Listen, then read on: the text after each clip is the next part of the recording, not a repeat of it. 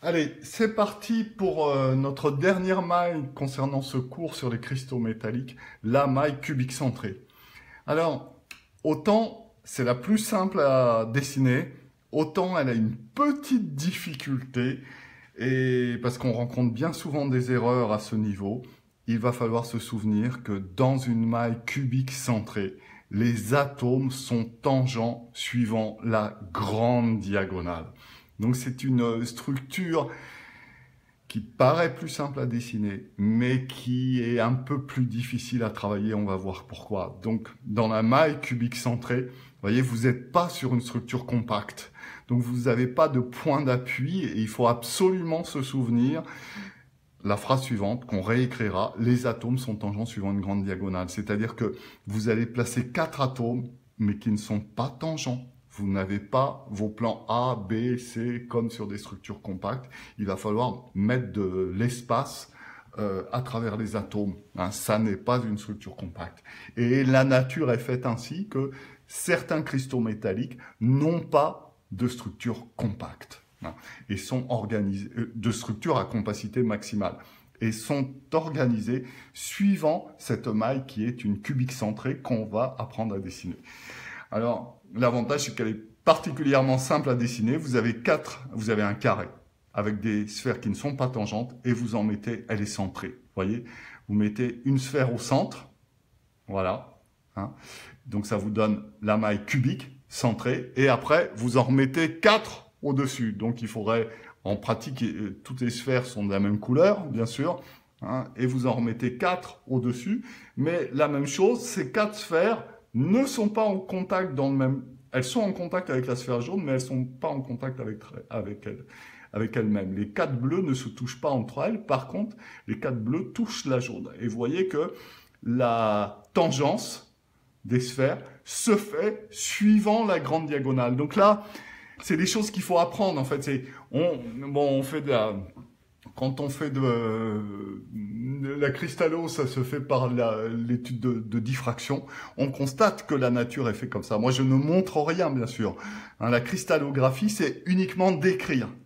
Alors, je vous amène tout ça, tout fait, un petit peu en essayant de le faire paraître le plus naturel possible. Mais évidemment, la grande question, c'est pourquoi c'est ainsi. Et ça, je ne réponds pas, ce cours de cristallographie ne répond pas à la question pourquoi. Il décrit uniquement ces cristaux. Hein. Il ne répond absolument pas à la question du pourquoi. Le pourquoi, la réponse, on l'a vu en thermodynamique dans une certaine mesure. Hein. On y va, on dessine cette maille cubique centrée. Donc, de quoi vous avez besoin? Toujours la même chose, une règle, un stylo pour les arêtes, et on y va. Donc, ce que je vous conseille, c'est il faut dessiner gros. Hein. Moi, j'aime bien faire avec voilà, une arête de 12 cm.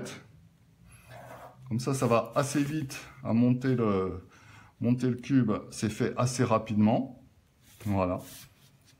Ici. Et ensuite, vous montez les faces latérales. Voilà. Donc là, par exemple, sur les faces latérales, je vais monter sur 7 je suis sur 8 cm là. Voilà. Donc je monte ma face latérale sur 10 cm. Et après, voilà, je dois être un peu plus, peut-être 9. Et après, je relie. Voilà. Il ne reste plus qu'à... Ici, j'avais dit que c'était 12. Voilà. Et ici, je relie. Donc ça, c'est les arêtes visibles. Je n'ai plus qu'à tracer les arêtes cachées, hein, que je place évidemment en tiret. Okay. Voilà. Donc en tiret, ça c'est encore une arête cachée. Et en tiret, encore une arête cachée. Voilà. Ça c'est mon cube de paramètre petit a. Hein, et je n'ai plus qu'à placer mes atomes. Donc ce n'est pas une structure compacte, je le rappelle. Ici, je n'ai pas du tout de tangence suivant la petite diagonale. Hein. Donc on a vu les 8 atomes au sommet, et puis un au centre. Donc pour avoir le centre du cube, eh bien je trace la grande diagonale. Voilà. La deuxième, enfin une deuxième hein, grande diagonale, parce que je pourrais en dessiner 4, mais une deuxième ça va suffire, comme je veux juste l'intersection. Voilà. Donc le centre du cube, il est ici. Et là, je mets un atome. C'est terminé. Voyez, maille cubique centrée. Elle est particulièrement facile à dessiner. Par contre, hein, une phrase très très importante. Les atomes sont tangents suivant la grande diagonale. Ça, c'est très très important. C'est ce qui va nous permettre de répondre aux questions qui suivent. Les atomes sont tangents suivant la grande diagonale. Si on ne retient pas ça, si on retient autre chose, ça peut être la catastrophe. Donc ici, l'arête du cube, c'est petit a. Ici, on a petit a. Et attention, ici, ça ne se touche pas. Ces atomes-là ne sont pas en contact. Même chose ici. On a petit a, mais ça ne se touche pas. D'accord ? Qu'est-ce qu'il nous reste à montrer? Il nous reste à montrer que cette distance-là, c'est a racine de 3. Petite diagonale, a racine de 2. Grande diagonale d'un cube, a racine de 3. Je vous laisse le montrer, c'est à coup de Pythagore. Franchement, ça n'a aucune difficulté. Puisque là, vous avez a racine de 2. Et ici, ici, on a vu que vous aviez a racine de 2.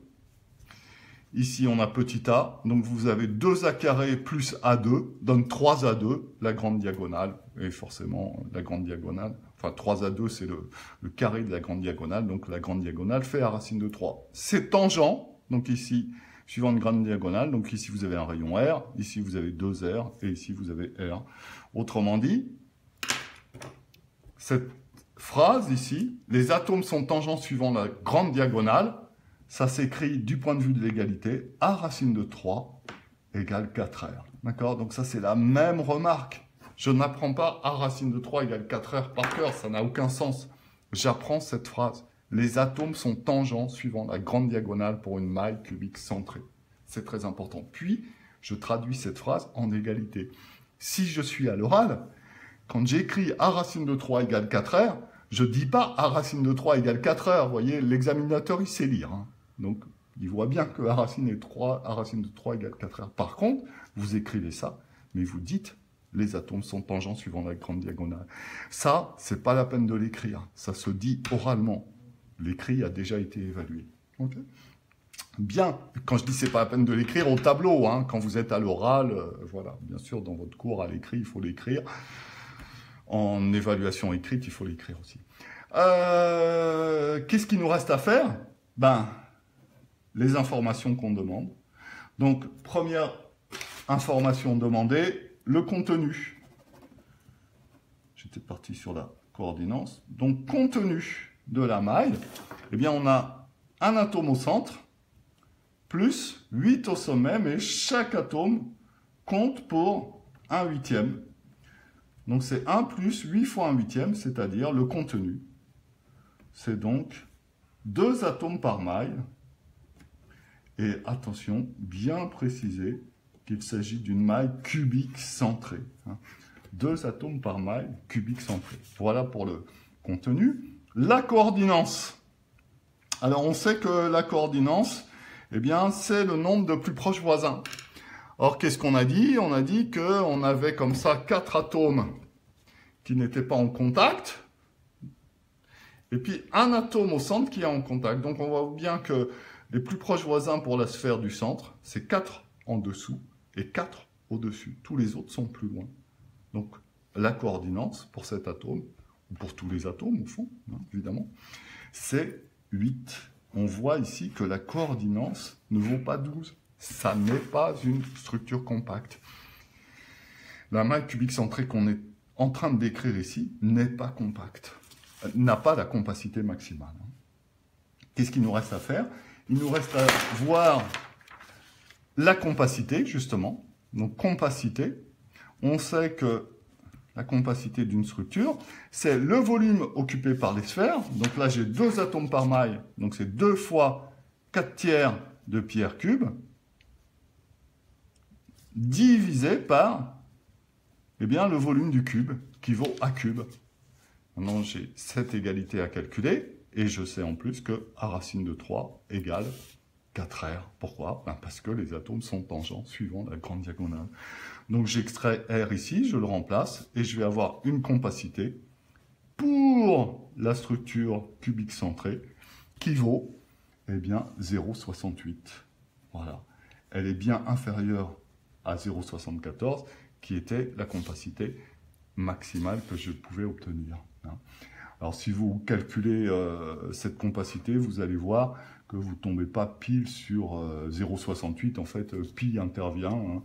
Voilà, c'est pi racine de 3 sur 8. Hein. Donc, cette compacité, c'est pi racine de 3 sur 8. Et même chose, si vous demandez à quelqu'un ce que vaut pi racine de 3 sur 8 et qu'il vous répond du tac au tac 0,68, c'est que vous êtes tombé sur un cristallographe.